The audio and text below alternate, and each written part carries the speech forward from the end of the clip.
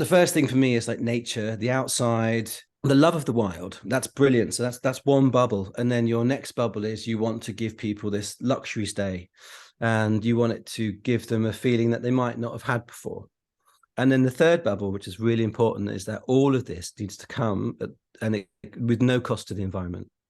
So there's sustainability, and yeah, it's hugely important at the moment. It can't say enough how important it is. People are starting to feel it now, like in their homes and with everything to do with the cost of things. But looking after what we've got is so important. So you've got this lovely sweet spot between, you've got nature, you've got the luxury stay, and then you've got the environment. And then right in the middle, where they all cross, that's kind of where I like to put Lilypod.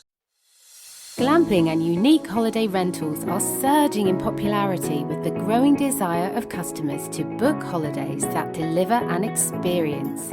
They are also the new business of choice for those wanting to improve their work-life balance.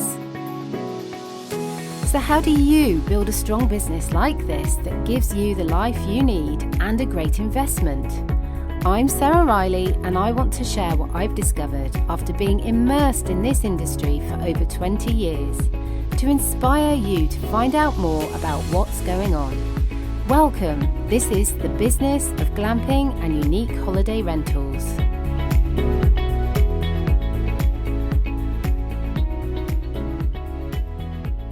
Hal, thank you so much for joining me today. It's really amazing to have you here. I am so pleased that you've given me some of your time, because actually I adore your project, and Thank you. it's so unique, it's so special, and I know it's, as soon as the secret gets out about it, it's just going to be booked out and people are going to find it hard to get a place there. Yeah, hopefully. And hey? yeah. Yeah. And I know it will, because you've come up with such a unique idea and you've crafted it all yourself. But I'm not going to go into the detail of that yet. I'm going to whet people's appetite about that. First of all, how does it feel now that you've welcomed your first guests and they've been through the door and they've been leaving reviews? How does that all feel for you, having worked so hard on your project?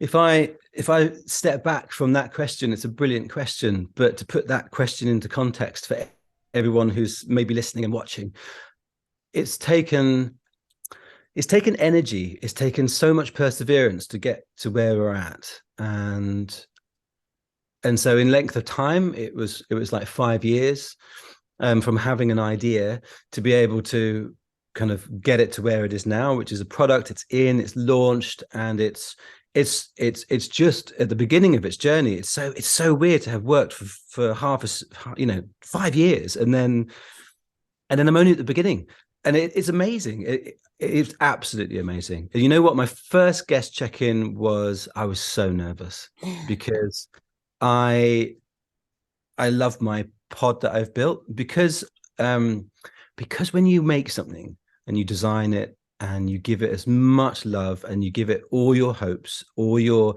aspirations, because you want it to be amazing. Really do. And I love creating spaces which make people just feel just something different, like a real escape from wherever they're at. And so I had all these dreams for it. And so, yeah, I was super nervous when the first guest came in. And I probably talked too much. I probably talked a bit too quickly, but they certainly had a thorough welcome, which is probably good. In the back of my mind, I was constantly kind of going, you need to leave them alone now. They're not your friends. You just need to let them have their holiday. And you know what? They had an amazing time, like a really, really amazing time. So yeah, feedback was brilliant, which is always lovely to receive.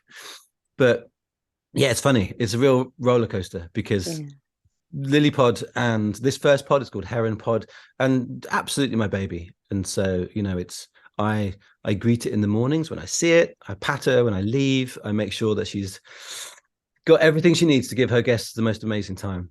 That's something that I've really noticed about you, is that you refer to her as she and her, definitely. and it's human, it's a person, it's a being, it's a thing that you've created that is more than just accommodation.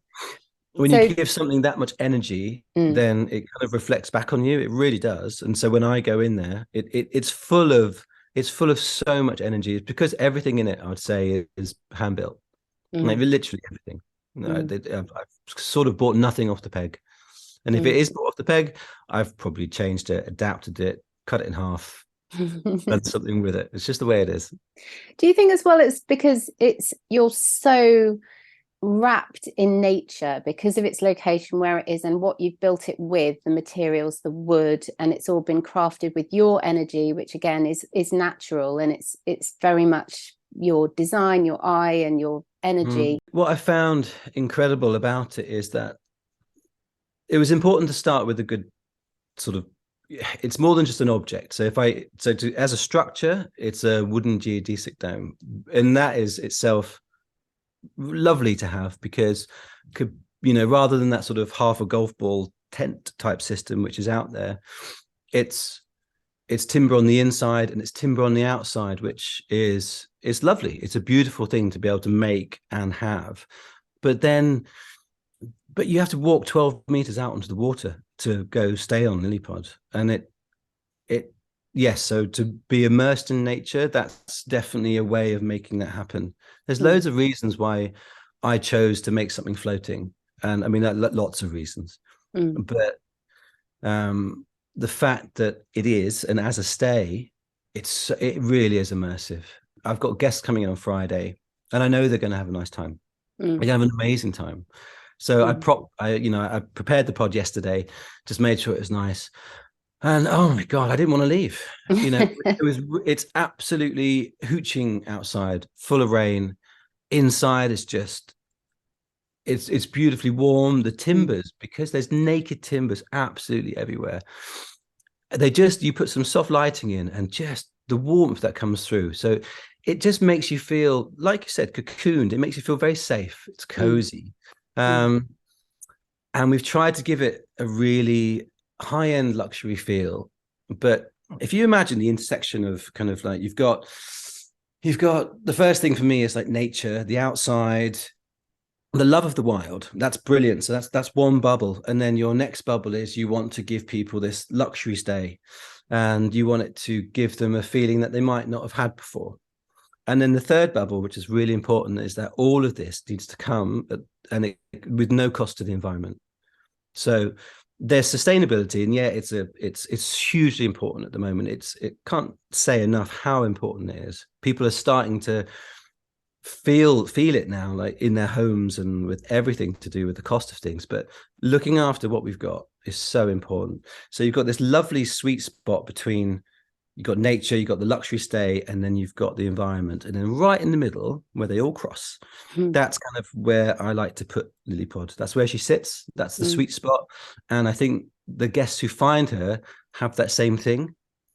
So when you stay on her and it's really wet, it really is. It's so soggy. You're not really going to go outside that much, but your view from Lilypod is just like, you've got 50 meters of lake to the other side. And on the other side, you have a waterfall.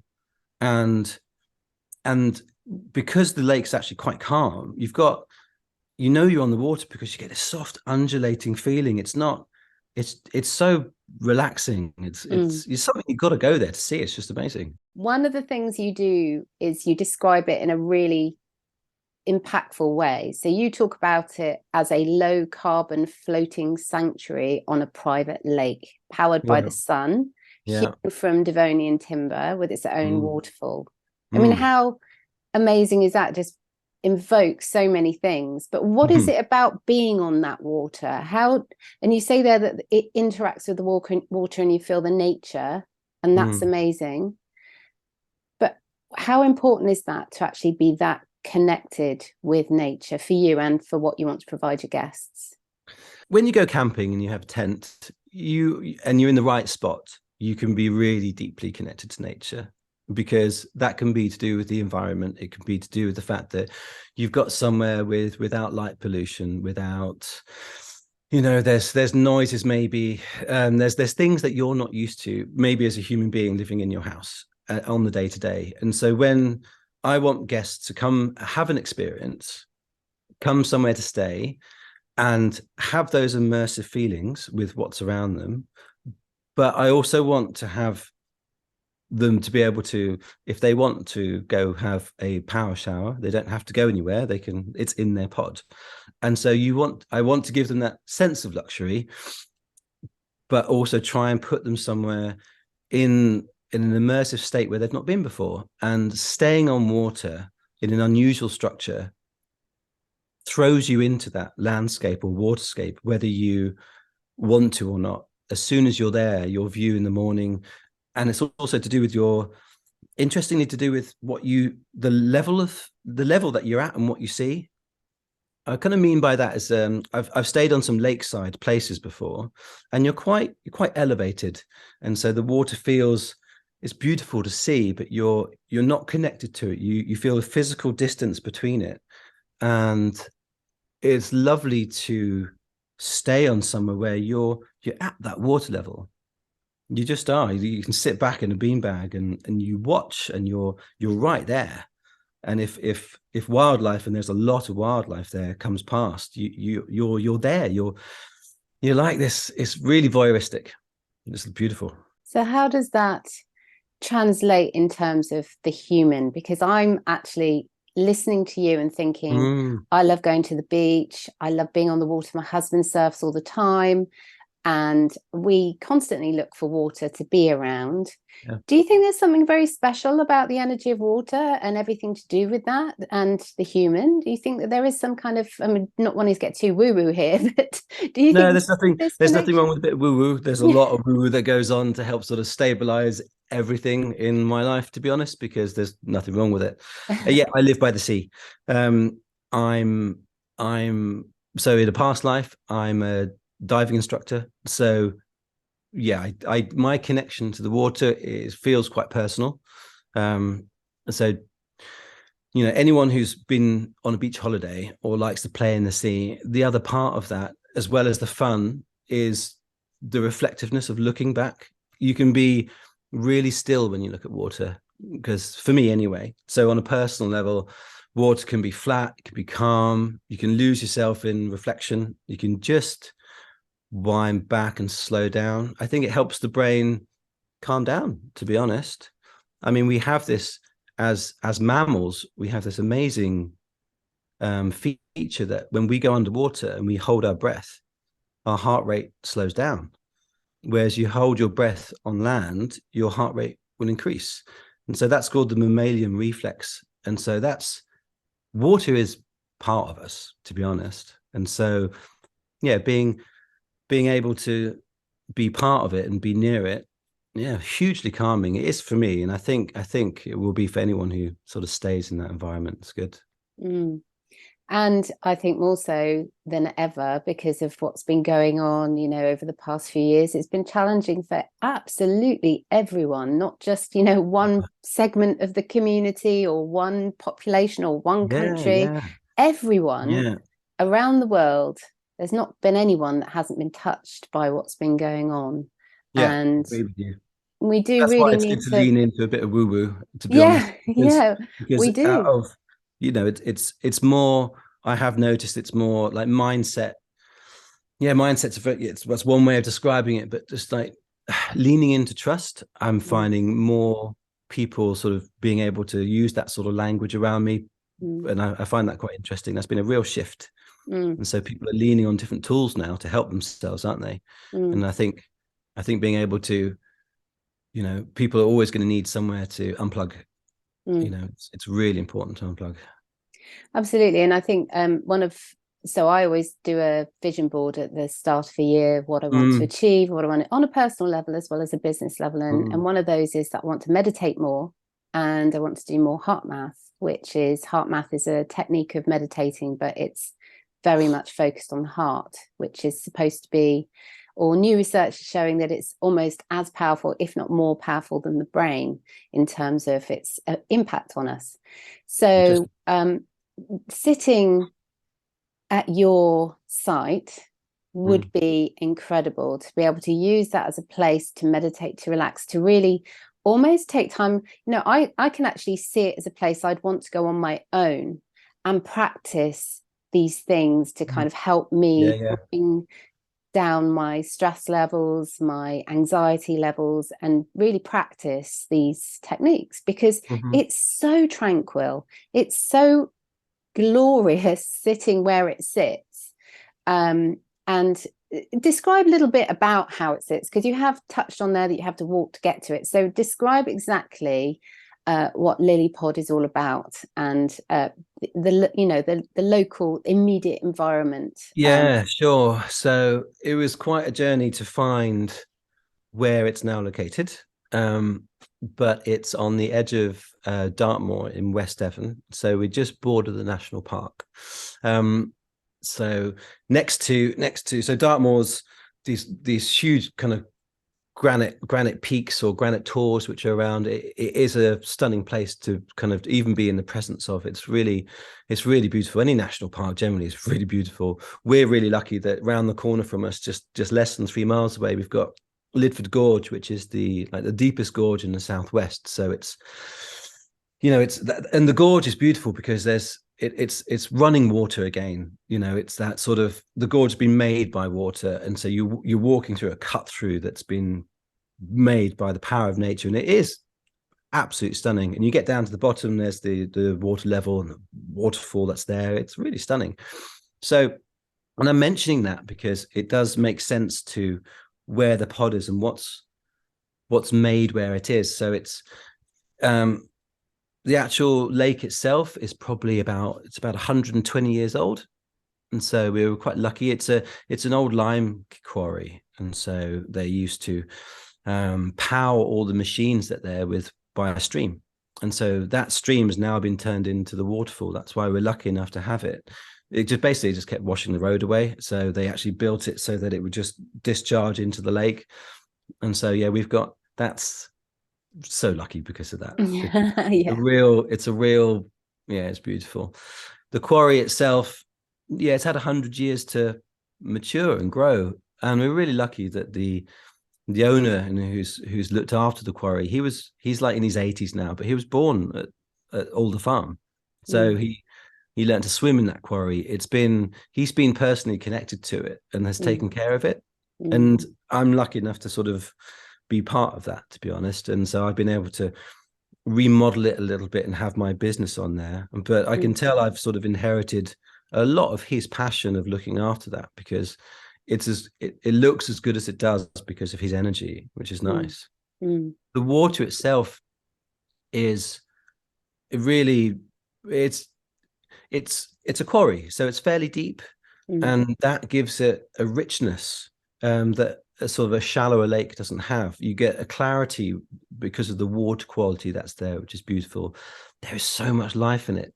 So whilst I was building the pod, it took months for the fish to get used to me, but now they're almost like pets. They come to the pod and say hello, and so we feed them. I mean, there's some of the carp that are there, some of the species, they're as big as my leg. They're about like a meter big, and they'll come up and we'll almost say hello. They expect to be fed. And then you've got lots of smaller species, but there's something about it. It reminds you that it's alive. It reminds you that you are part of nature when you see it there. It's brilliant. There's 2 herons which live opposite the pod as well.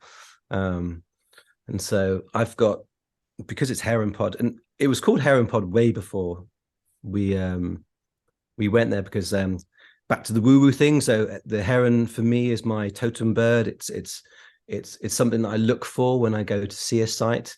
And so when I went to see that site, I saw a pair of herons before I even put a business pitch to Alder Farm. And I was just like, this is it. This is my spot. And so it's funny how you look for things, don't you?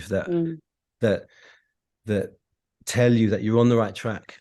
And so when I got to that place, everything about it just said, it's here. It has to be here. So from knowing that, it took 2 years of perseverance to get it here, but we did. So stay with, if you've got the idea and you've got that dream, just you got to stay with it. Perseverance, as you said, because there's so many times you probably could have given up, but you didn't. You kept going, and there's always barriers, there's always hills to climb, there's always things to try to achieve, setbacks, knockbacks, and disappointments, but you just lifted yourself up through all of those things and kept going.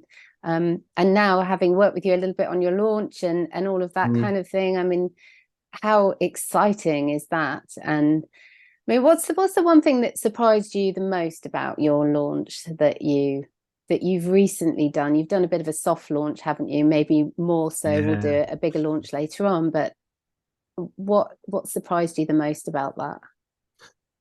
I think for me personally, and this is just probably how I feel because I'm connected to it, I had to almost basically let the pod go. That was probably quite a big one for me because you mentioned that you would like to go stay there on your own, and you can see that. So during the build, I've had quite a few nights down there, just me, because it's just the easiest thing to do because I live an hour away from the site. So you get quite connected with where you are, with what you're doing. My little girl who's 7, she summed it up really well. And I said that, I've got my first guest coming to the pod, and she looked shocked. She was like, "What do you mean?" It's like, this is our pod. This is not for other people. So she, and I get that because I felt a bit like that. And so that was the first part of it. I think the second part of it, which is the bit which is beautiful, is that people's genuinely gasp sometimes when they go on, and it's lovely. Really, it's really so having that reflection back from guests that even just arriving there is making them feel like, wow, that's great, that feels wonderful. It really does. You must feel very proud. Yeah, hugely proud, to be honest. And it's interesting to like, you need to stop and appreciate that because it's been so busy. I've probably not always taken the time to sort of go, oh my God, look what I've done. And it's nice to be able to look back. Not so when I go to the site now, I'm quite often got quite a busy head. I'm looking at so I'm building number 2 at the moment, where it's going to go, the logistics of that. Where am I with guest check-in, and just suddenly your mind suddenly gets really busy. It's nice to suddenly get, and every now and then it's nice to go, actually, I've done the changeover in the pod. I'm gonna make a coffee. I'm gonna sit and enjoy my own pod for a while, and that's what I did yesterday. And it's nice. It's grounding. It's gonna be there, kind of going, yeah. And I kind of had that feeling that you are right. So the launch was a nice soft launch, and I was a bit disappointed within myself for not being able to complete the pod in time for summer. But looking at it now, there's always, like, looking back and looking what I'm involved in now. Oh my God, I'm so glad for a soft launch, because every guest changeover, I'm probably still tweaking the pod. I'm still kind of going, okay, that didn't quite function as I wanted. And so I do all of that. So I'm fine tuning. And I think if I had to fine tune in summer with back-to-back guests, I would have been more stressful. So weirdly, the soft launch is a really good introduction for me. I'm not flat out. I'm still able to dial in the guest experience and the guest journey, which is great. And so, in a blink of an eye, it'll be spring again. And I should be, well, I will be in a much stronger position, because I would have, rather than just making it up on the fly. And do you think the confidence is a big part of that as well? Because not only have you been tweaking and refining your service, you've also been building your own confidence in your product, in your service, in your ability to create an amazing space for somebody who's paying you money for that. Is that something absolutely. you think? Yeah, it's true. So the positive feedback helps. And I've been really trying to encourage guests to kind of give me some feedback.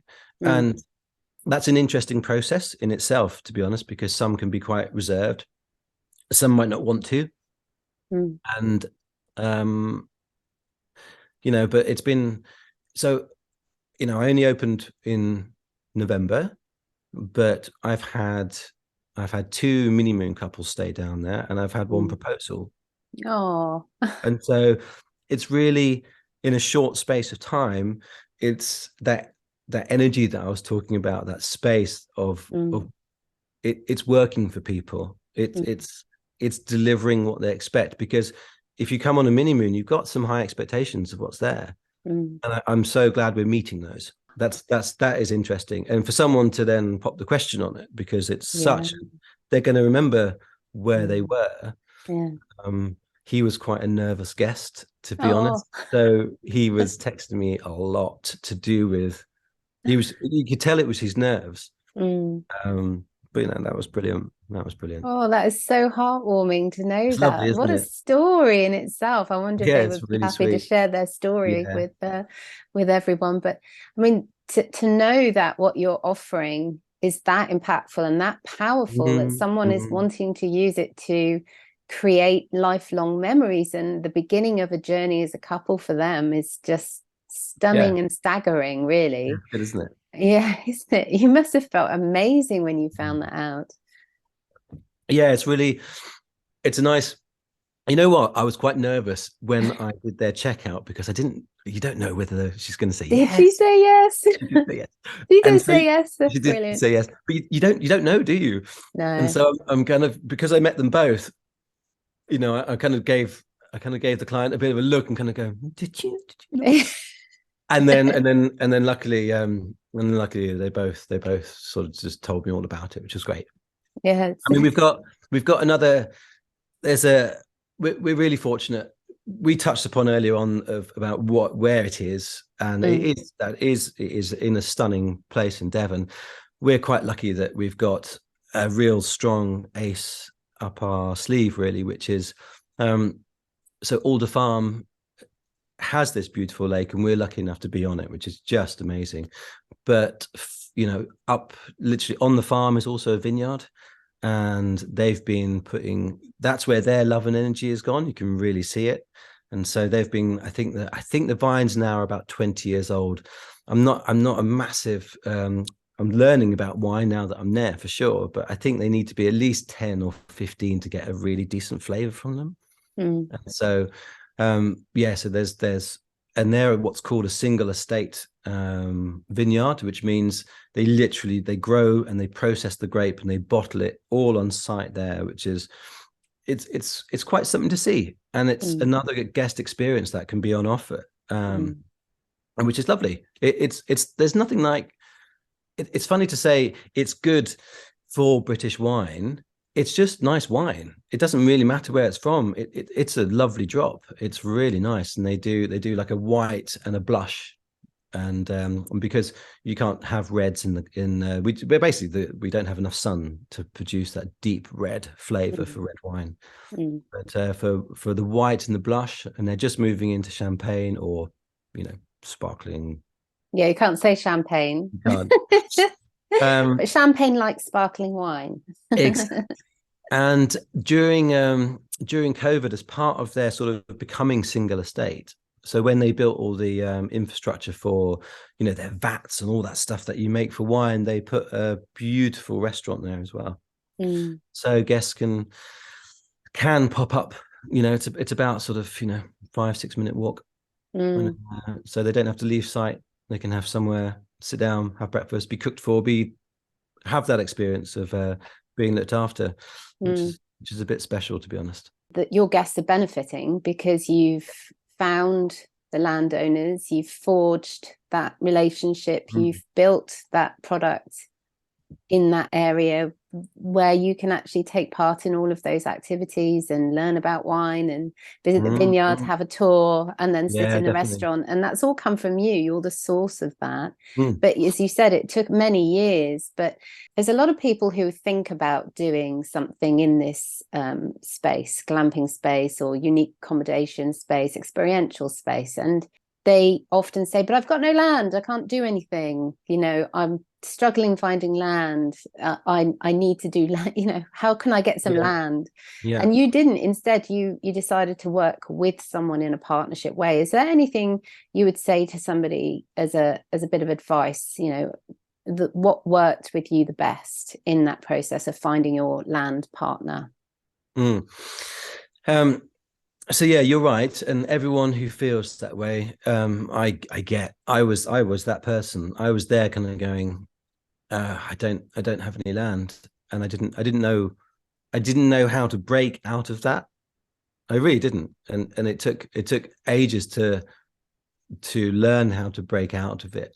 And then I set myself even harder task by needing a lake. So and that comes with all sorts of stuff, which we don't have to go into, but yeah, journey wise to finding some land, you need to really sink into your own belief. I can't stress that enough, because that is what will come across when you speak to someone. And the word there is speak to someone. Don't hide behind an email if you really find a piece of land that you want, because it might not get opened, it might get misconstrued, it's not going to land, it's just not going to work. You got to be brave, you got to put your big pants on, and you just got to knock on the door. That's essentially what I did. I like literally just turned up out of the blue, biggest smile I could muster, tried to be friendly, and tried to immediately just you put yourself forwards. People respect that, and it works. So as an example, I probably wrote so many proposals, honestly, so many, and none of them worked. None. Not even a 5% comeback. It just didn't work. And I tried multiple times with different things. And interestingly, people don't ever read what you put down. If something comes through the door and it could have a picture of my pod on it, and I sort of superimposed it on a lake and all the rest of it, everyone just assumed, and I got this from feedback from actually cold calling them, that I just wanted to sell them a pod. I didn't want to be partnership. I didn't want to run my business, but they didn't read a single word that was on there. It's people make snap judgments. You've got to go see them. If you want land, you've got to go see someone, and respect that it's their land, but also respect what you're bringing to the table. So you've got to have that confidence. You've got to say, look, I've got this. And ultimately what's going to bring it over the line is probably, you've got to have a good financial proposition for the landowner. And that's going to really, really help. So yes, that's first stage, really. You've got to get that relationship. And it can be anything. It can be, it's so surprising what people can do with a small space. And I've seen the most amazing tree houses in small, like a small coppice. And kind of go, wow, like get on that is brilliant, because not everyone would have looked at that little bit of land and gone, I can do something with that.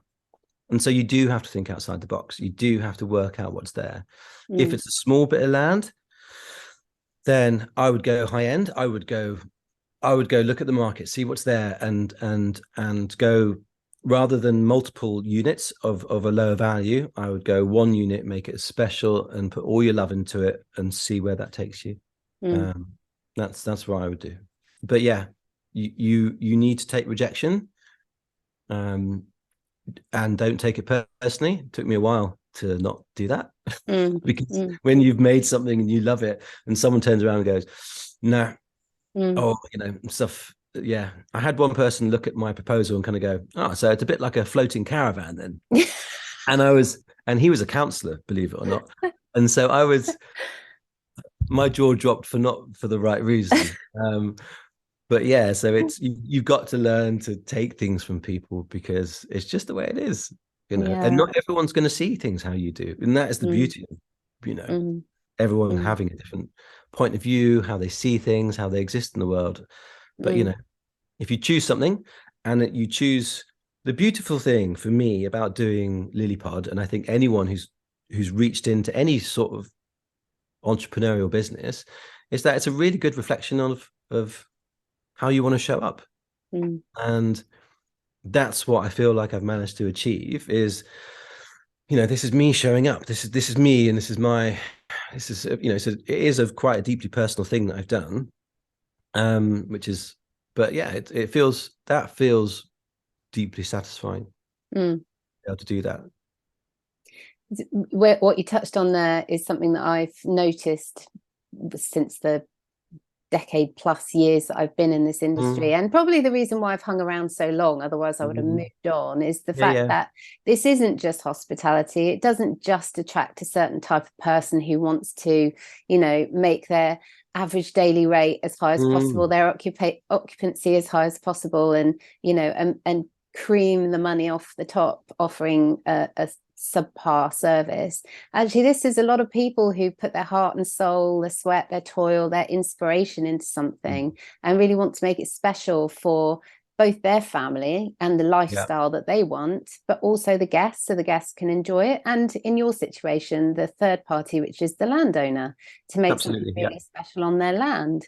And I think that you've really summed it up well there, that it really does attract people like yourself who are a bit different and have a bit more heart and soul in this whole industry. And that is absolutely why I love it. So I think it's fantastic what you've done. I really do. And I love it. And I know that it's going to be really successful. And the fact that I've been a tiny little part of it has been just, for me, a real your help blessing. has been your help has been really, you know what, it's been really grounding, and I love that. So thank you. Loads. Most welcome. You need, I think, when you're dealing with anything like this and you're self-employed, oh my God, you can easily get swamped by it all. It's lovely to be able to have someone like yourself who can go, just going to ground you now with look, X, Y, and Z, because if you do X, Y, and Z, you're going to be all right. And I am doing X, Y, and Z, and funny enough, I'm going to be all right. So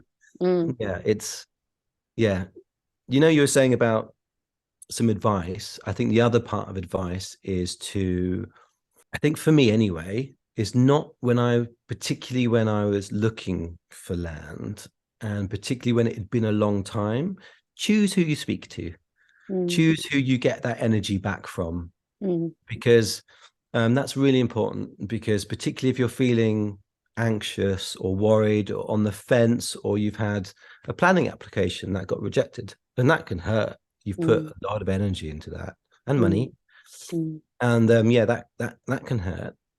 Speak to the right people, and what I mean by that is someone who's been your supporter, someone who's been championing you. Talk to them, because they'll give you that energy back that you probably need to get back going. Speaking to someone who might kind of go, well, there we go, what are you going to do now? You're going to move on, because you don't want that. And for me anyway, I didn't. So when I spoke to some people, I had that come straight back at me, and I found it, I was like, no, I can't, I don't want that messaging at the moment. I need support, and I need, because I so believed in what I was doing. But it's always nice when someone helps reflect that back, because it gives you that resilience that you will need for sure, to then kind of go on. And to spark the determination to get through those various obstacles that you're inevitably going to get, I suppose, as well. Yeah, because for sure. They are part of the journey, aren't they? So, it's you know how it is. I mean, like, obstacles are everywhere, aren't they? I mean, if you choose to see them as that, but I mean, like, the stuff always gets in the way, which you might not have expected. And so, that can shoot you off into an amazing tangent, which so sometimes you've got to, you do have to embrace it, don't you? Because you just don't know.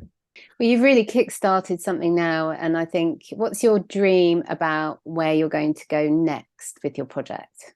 Oh, I love thinking like this, to be honest, because I feel like I really, for the moment, I want to sink into just giving the site more, because it's a big site, it's a big lake, and it's going to have 4 pods on. That's what the planning permission was.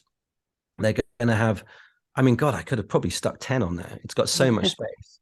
But again, does that sit with your core values? Does that sit with what you want to attract? And does that sit with what you want to bring in?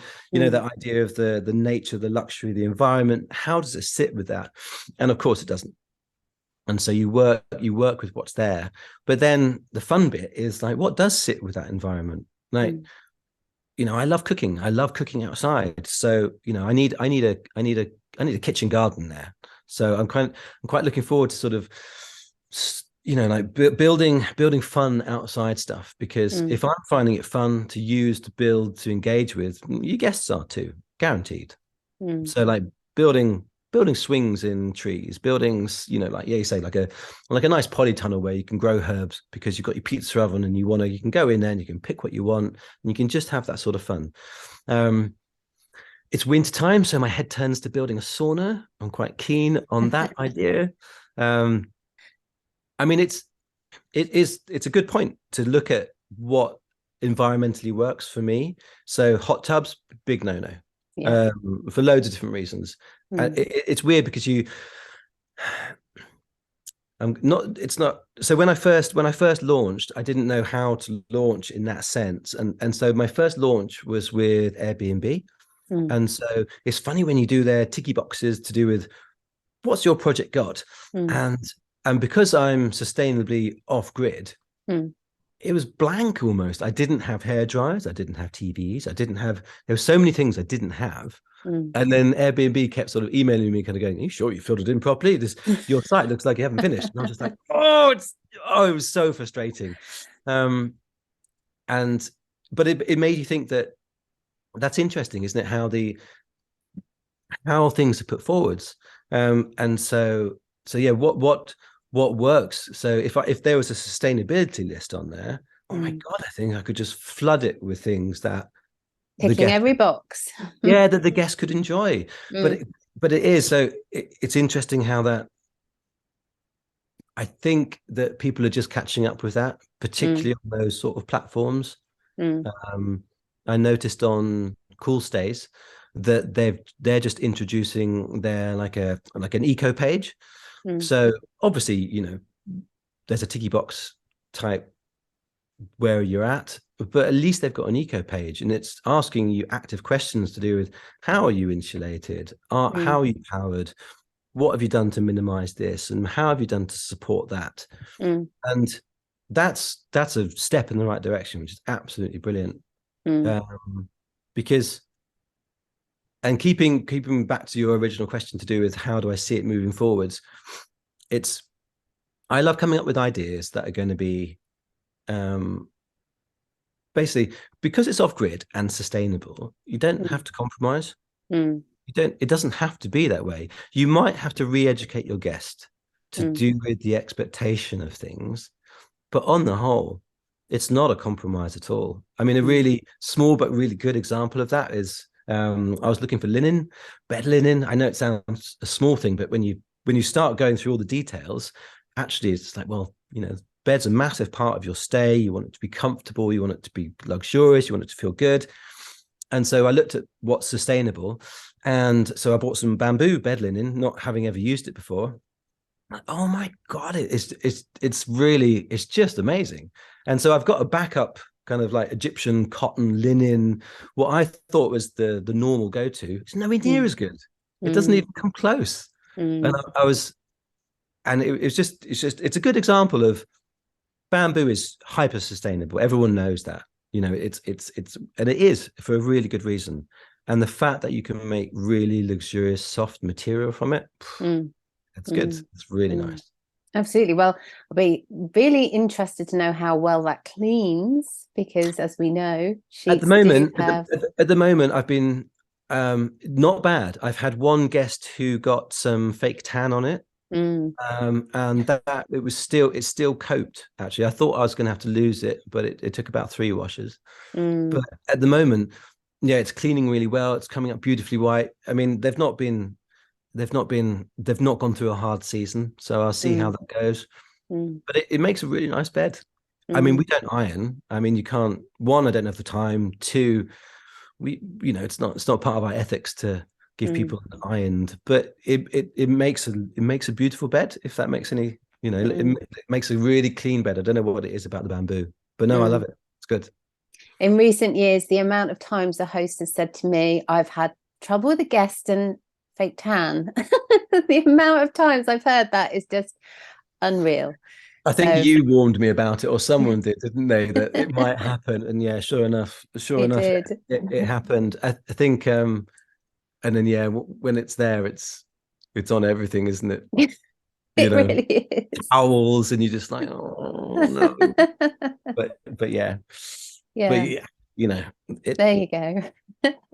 So if somebody wanted to come and visit you to check out the wonderful part of Devon where you've set up, how would they get in touch with you? How would they find out more?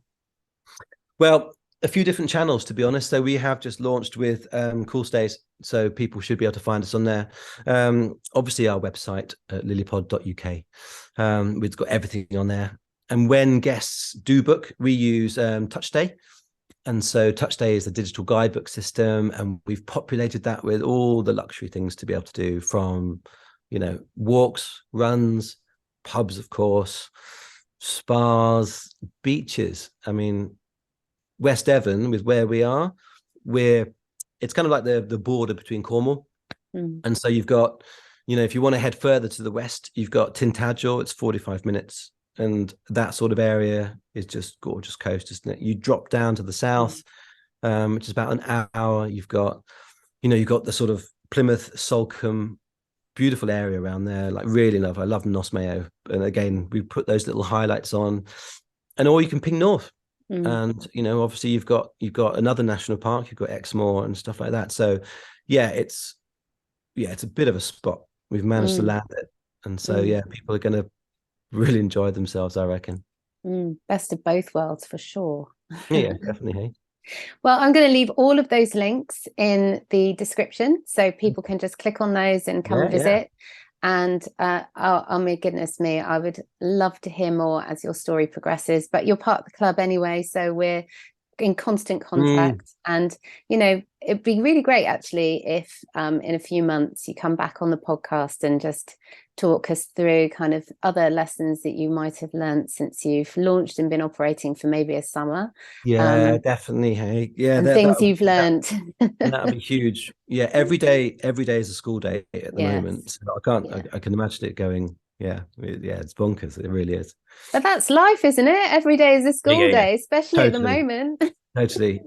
Yeah. It's funny how you, when, so the launch of Lilypod has meant that I've totally stopped what I was doing. And so I was involved in, I ran a building company, and I was totally like, I needed to leave. I knew I needed to leave. I knew I needed to leave years ago, and it was my company. I'd made it, and so I still wanted to leave. And so I had too much energy and passion to want to be and do something else.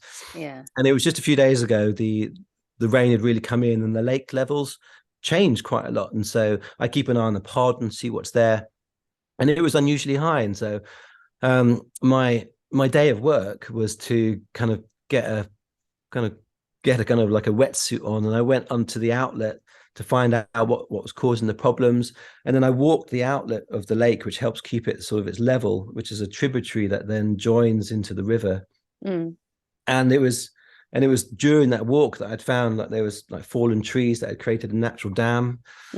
So I'd not really thought about, one, what an awesome day of work it was. Two, it was just so different for me. It was totally different. And then we had to get a digger in the end to like pull out the like this stop, and then suddenly the sluice gates were open, and and it only took about like 6 hours, and the lake level just like significantly dropped back to its normal level. It was just, what a day. What an interesting. It's another thing to do. It's another thing to learn. It's another thing to clock as well, because the tributary joining the river is probably like 300-400 meters away. So it wasn't on my radar to check, and it was, it was a good example of just like, well, there you go. Every day really is different.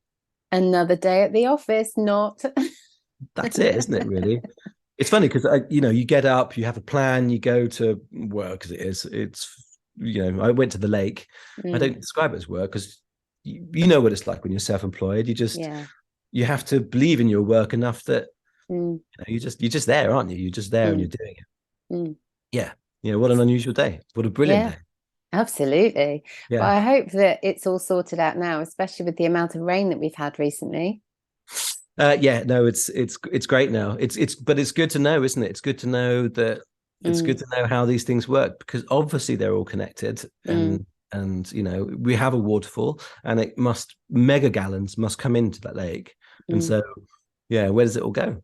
And so it was interesting to sort of keep learning what you're doing. And really learning the heart and soul and the very life, and not only the biosphere of the lake, but how it actually, almost the heart, the blood running through its veins, which is obviously just water, but and how that flows. You're totally right, and it is. You need to, I think with any project, to be honest, you need to sink into it and you need to learn it, because there's loads of, like, the amount of species of different plants and stuff that I've learned through being exposed to them and kind of going, what is what? It's a massive site. I've never had a piece of land that big before. It's like the biggest gardening project I've ever had. And we've not even touched on we made an island. I say an island, but there was a bog at the side of the lake.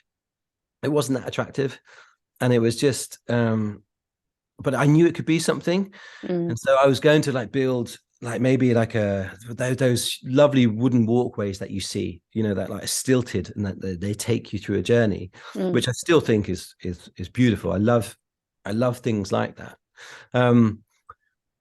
But it would be over a bog, and it's just never that attractive. It was just like, it's no matter how nice I make the walkway, it's still not going to work. And so because it's an old lime quarry, it feels so behind the pod is all the so they when they go hunting for lime, let's say they find 10% lime, and 90% of all the rock and all that sort of the waste product just gets put behind us. That's all got trees, and it's all grown now, so it's all, you feel really enclosed. But the beauty of it is that we were able to take some of it and put it back into the lake. And so we ended up putting 150 tons back into the lake in this bog, and made this beautiful area now. And then we planted it up with wildflower, just to help. Well, it just fits our ethos. One, it's beautiful. Two, it pulls in so much insect life. It's just incredible. And so it was the most amazing thing to actually be able to do. And I didn't expect to do it at all. I expected to go down there this year, build a pod, float it and get all that work. And then I ended up spending months just building like a little nature reserve. But and it's all for pod 2, that one, as well as everyone could enjoy it. So now it's something that you can walk on, be part of, and it takes you 25 meters out into the middle of the lake. That's the scale of it, and it's lovely. It's beautiful. Really, really worth it. So that's where number 2 is going to sit. So this is your project evolving, and you're evolving with your project, aren't you? Your skills, your abilities. That's exactly it. But that only happened through being on the land or being part of it. You don't. It's very difficult for me anyway. When I first, you could see somewhere. It's not until you interact with it and start being there and hanging out and just feeling what the place is and what it needs. And so I've just started. So I've got a minimum of 10 years at this place. So I could, how it's going to look even in a couple of years would be really different, I think. Absolutely, and it's very exciting that you're working on pod 2 already, and you have more pods in the pipeline, as it were. And I for one cannot wait to see how your project evolves over time, even more so than it has already. It's been an absolute pleasure chatting with you today. Thank you, Sarah. Likewise, really love it. Love our little chats. Well, they're very rarely little, are they? But love our chat. Just a reminder of your web address. So that's Lilypod with a Y, Lilypod pod.uk. Go on over there. Anyone who's really intrigued about what Carl has produced, go and have a look, and check it all out and get in touch with Carl. I know that you would appreciate that for sure, even with some feedback. Definitely. So great to speak to you, and I shall see you very soon. All right then, take care now. Bye bye.